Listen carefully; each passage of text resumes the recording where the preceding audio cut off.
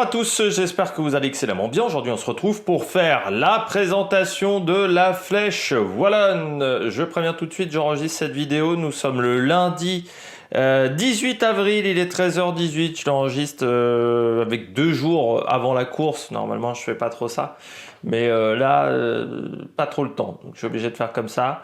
Donc on va revenir bien entendu sur le parcours, présentation de la course, du palmarès, de l'histoire un petit peu de cette épreuve, et puis on parlera de la météo et des favoris, bien entendu, pour cette épreuve. Donc présentation XXL, on va dire, de la Flèche Wallonne 2022. Flèche Wallonne. N'hésitez pas à vous abonner à la chaîne, à réagir dans les commentaires, à mettre un pouce bleu, à partager la vidéo sur les réseaux sociaux, notamment auprès de vos proches. Dans les commentaires, n'hésitez pas à me dire quels sont vos favoris pour cette épreuve, si vous avez des favoris, si vous aimez ou pas cette course également. Et puis quand vous vous abonnez à la chaîne, ce qui est déjà très bien, on est quasiment à 1100 abonnés, eh bien vous pouvez également, quand vous vous abonnez à la chaîne, mettre la petite cloche, comme ça vous êtes au courant des dernières vidéos qui sortent sur la chaîne, notamment du côté du cyclisme. Il va y avoir le Tour de Turquie également, que j'enregistre juste après, et puis le Tour des Alpes pendant toute la semaine, et puis la MotoGP, la Formule 1 également. Il y aura une vidéo cette semaine du côté de la Formule 1, du côté de la présentation du week-end à Imola.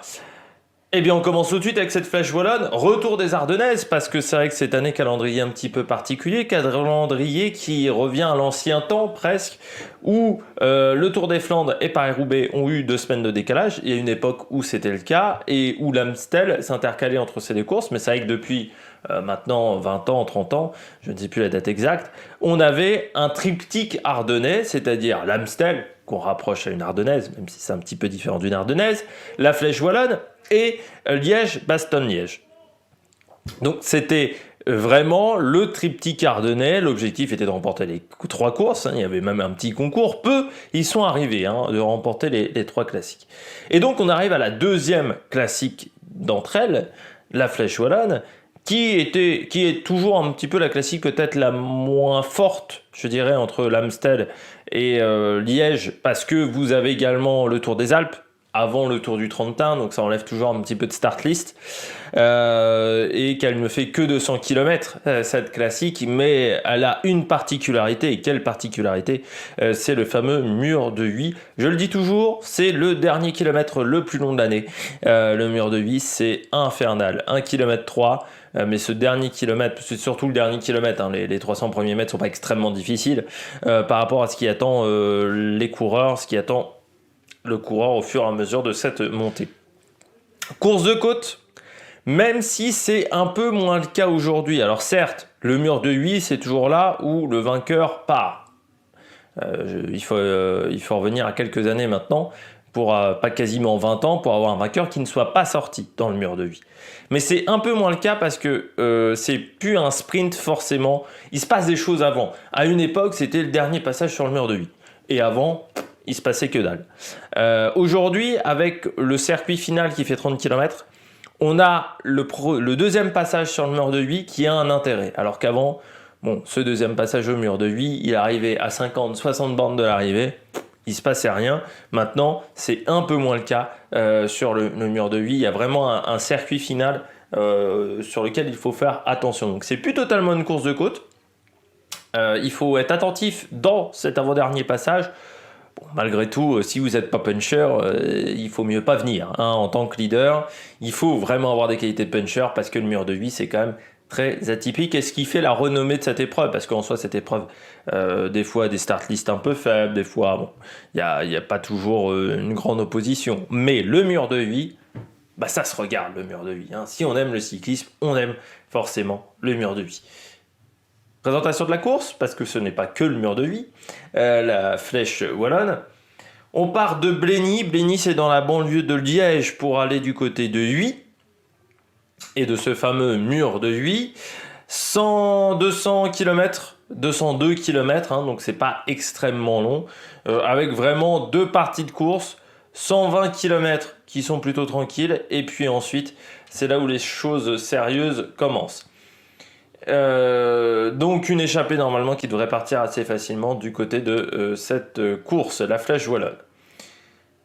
202 km, donc Blény. En début de parcours, on a la côte de Tancrémont, 2 km 9 à 5,3%, et la côte des Forges, 1 km 3 à 7,8%, qui est peut-être la plus dure des deux.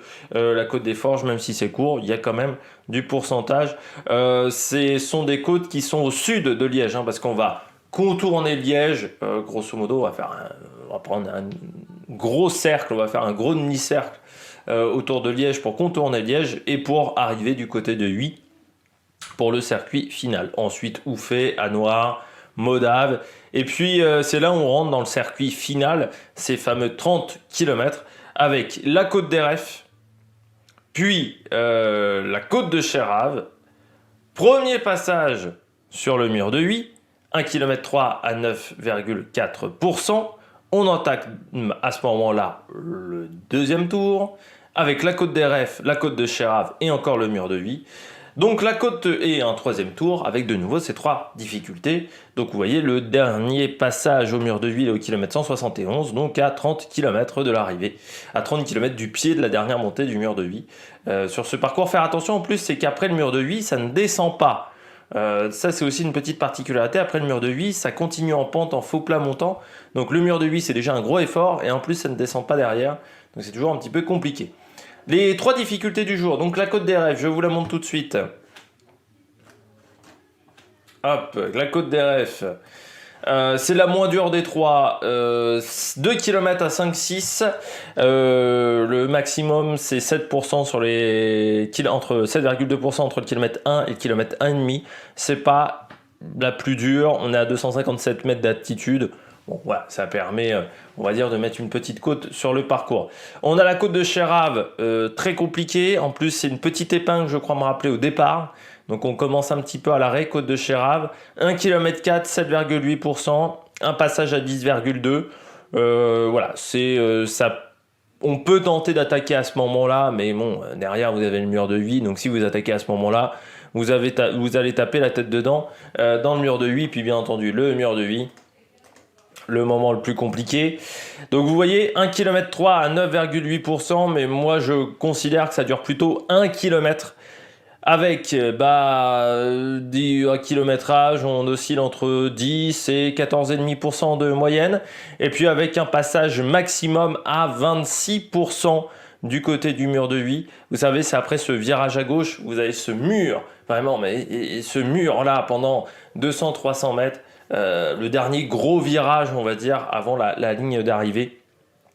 Parce qu'après, c'est une grande courbe sur la gauche. C'est le dernier virage à droite, quasiment à 90. Et là, vous avez un truc comme ça.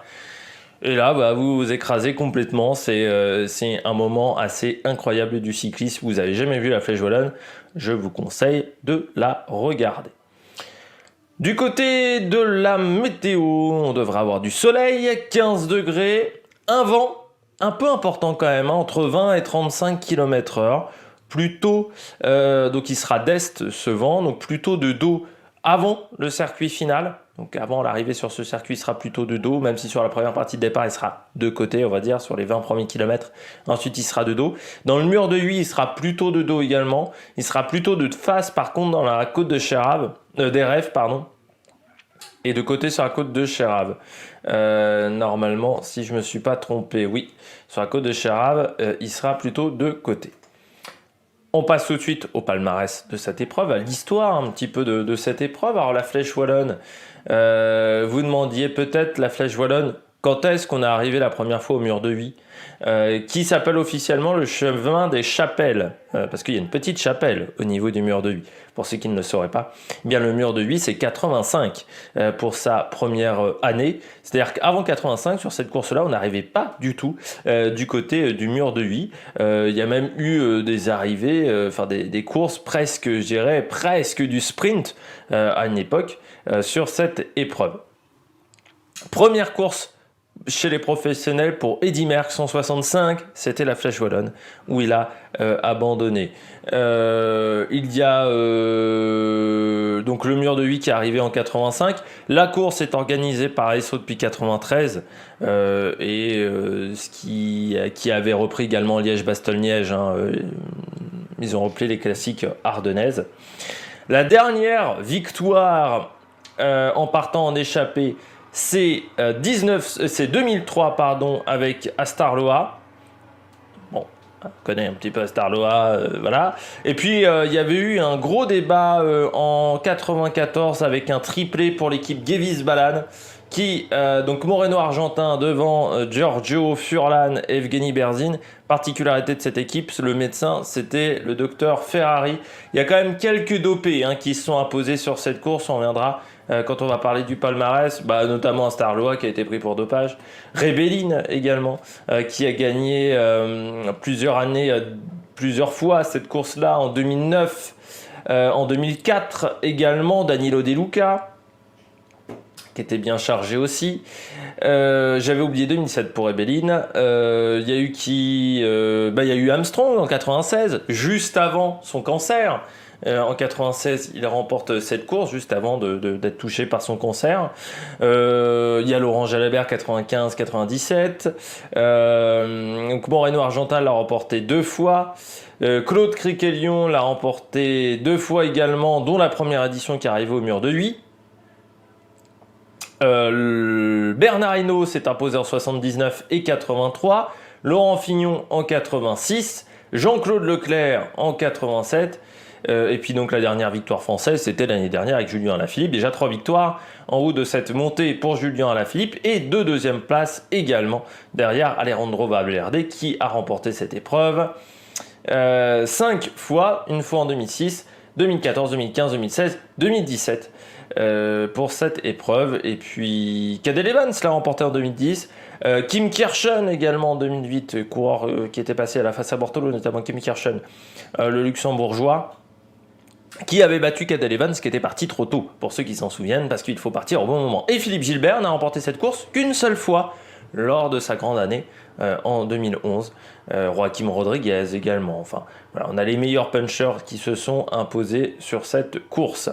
On passe tout de suite aux équipes présentes.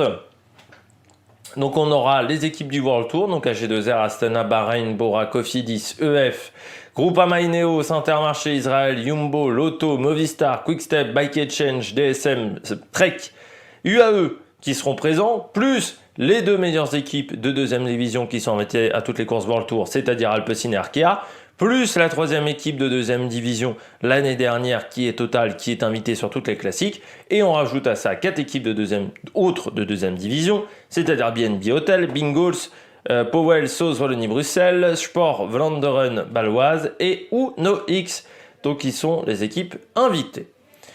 On passe aux favoris.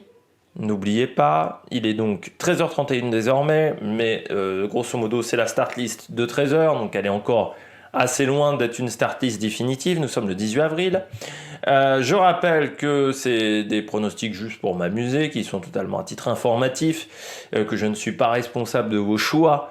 Quand vous faites du pronostic sur les sites comme Winamax, Parion Sport, PMU.fr, BetClick, Unibet et autres, et que je rappelle que ces sites-là, leur objectif c'est que vous perdiez de l'argent, car c'est grâce à vos pertes que ça permette de les financer. Et si Winamax, par exemple, a autant de programmes sur Internet qui coûtent un bras, eh bien c'est parce que vous perdez plein d'argent. On passe aux favoris, je commence avec Julien Alaphilippe. Bon pourquoi pas 4, Julien Alaphilippe. Bien entendu, ça convient totalement à ses qualités, à Julien. C'est une montée qu'il connaît par cœur. Il a fait également 2 fois 2e, donc il sait où qu'il faut pas partir trop tôt ni trop tard. Il y a vraiment un timing à avoir sur cette montée et il le connaît par cœur ce timing, donc il sait qu'il peut être performant sur cette épreuve. Bon voilà, c'est pas une surprise de mettre le champion du monde là. Pogačar, même si Julien Alaphilippe peut quand même avoir des inquiétudes après sa chute sur la flèche Brabançonne. Pogačar, bien entendu, vu comment il est depuis le début de saison, même si la Belgique lui a pas réussi la dernière fois avec le Tour des Flandres, Van der Poel, il est à 2 doigts de craquer quand même sur le Tour des Flandres dans les montées pavées. Donc autant vous dire qu'il est très performant, il est très puissant cette année, Pogačar. Donc il va être difficile à battre, mais bon, est-ce que c'est la montée qui lui correspond le plus? Il l'a pas fait Alors, attends, que je vérifie, parce que ça j'ai oublié de vérifier. Pogacar, il l'a déjà fait la Flèche Wallonne, oui, je crois. Je suis pas si sûr. La Flèche Wallonne, l'année dernière, il n'avait pas pu participer. Et en 2020, il l'avait fait. Donc il l'a déjà fait. Il a une 9e place à son actif sur la Flèche Wallonne. Sur cette épreuve. Après, c'est pas forcément la montée la plus facile. Il avait fait 53e en 2019, à l'époque où il était peu connu sur la Flèche Wallonne. Donc oui, il faut bien entendu savoir qui a les qualités pour être performant sur ce type de montée. Et vu la puissance qu'il avait sur le Tour des Flandres, il va être difficile à battre. Je mets également Caruso.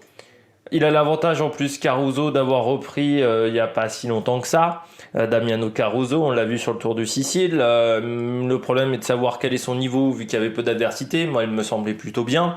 Mais il a pu avoir une reprise tranquille et donc il pourrait être performant sur la Flèche Wallonne, surtout que c'est l'un des rares qui a couru la semaine dernière. C'est-à-dire que la plupart ont coupé depuis l'Amstel.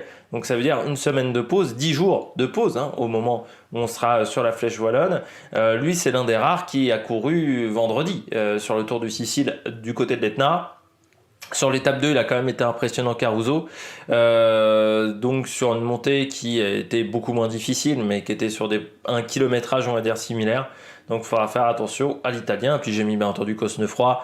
Vu ce qu'il a fait comme numéro sur l'Amstel, il a déjà fait un podium sur cette course. Ça correspond également totalement à ses qualités. Il avait fait 2e derrière Marc Hirschi, notamment en 2020. Ça correspond totalement à ses qualités à Benoît Cosnefroy. Donc forcément, il faudra faire attention au coureur français qui sera très dangereux sur cette épreuve.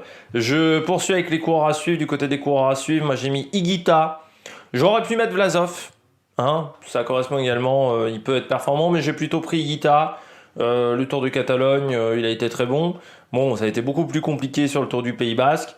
Après, quel sera le leader du côté de Bora, on ne sait pas. Il y a Jende également qui sera là. Mais moi, je pense que Higuita, ça peut correspondre à ses qualités de puncher. Il a des qualités de puncher, Higuita. Donc ça peut correspondre à ses qualités. Après, il faudra qu'il soit très motivé pour cette course. Et j'ai l'impression que des fois, du côté d'Higuita, il y a peut-être un souci parfois de motivation au niveau de son calendrier. Je continue également avec Warren Barguil.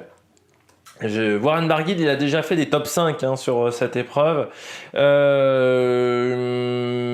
Il a souvent tendance les dernières fois, il avait tendance à partir un peu tard. Warren Barguil, donc il faudra qu'il trouve le bon timing. C'est pas forcément le coureur qui s'est le mieux frotté. Aussi, l'équipe est pas forcément la plus solide aussi autour de Warren Barguil, donc il faudra voir. Peut-être qu'il va plus se réserver sur Liège que sur la Flèche Wallonne, parce que Liège correspond peut-être un peu plus à ses qualités que la Flèche Wallonne, qui est vraiment une classique de pur puncher, même s'il a des bonnes qualités de puncher. J'ai mis Woods.